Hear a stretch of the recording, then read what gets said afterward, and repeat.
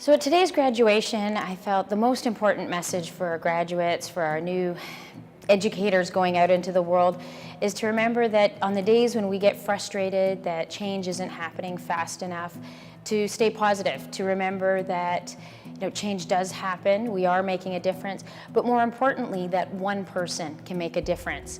And no matter how small, those little tiny bits, those little drops of water that all put together can wear away even the largest barrier, can put out the largest fire. And that's what's important to remember, that when we're feeling insignificant, that we're only one person, how could we possibly change the world?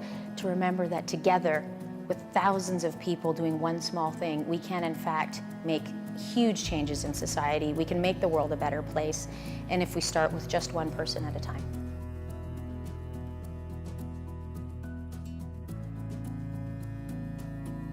The accomplishment I'm most proud of is my family. It's been really a struggle as a woman, especially when I started out as a single mother, trying to maintain that balance between finding time for my family. I have 3 daughters, and it would seem hypocritical if I'm out there in the political field, I'm talking to national leaders at the UN about the importance of Indigenous women and girls and the importance of safety for Indigenous girls and empowering young Indigenous girls. It would be hypocritical if I was to ignore my own daughters. And so that's always been a struggle. But for me, that's my greatest accomplishment, is to be a mother, to be that role model. And even on days when I feel like I don't want to carry on. This job is extremely difficult, dealing every day, day in and day out, with the families of missing and murdered women and hearing the tragedies and the trauma of their stories.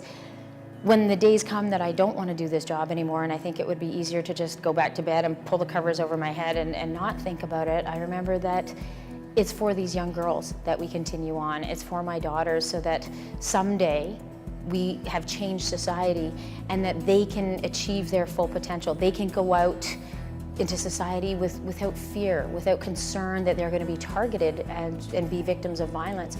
So that's the reason I really carry on, and that's the reason we do work as hard as we do, to make the society safer for our girls.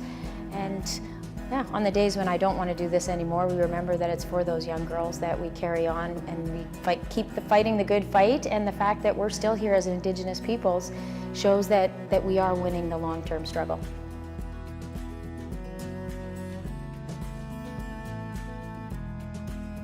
To have this honorary degree from Nipissing University is a tremendous honor, especially to come from an institution that really has taken the lead in supporting Indigenous students, in fostering an environment that's supportive and respectful of Indigenous cultures and traditions. All the work I have done over the years in terms of trying to foster success for Indigenous students in a field where so many Indigenous students fail, I've seen how an institution like Nipissing, where they've created a supportive environment, where they've develop the strategies and the programs that are going to foster success for Indigenous students, is so important. So I'm very proud to be able to be part of that, even if in a very small way here today.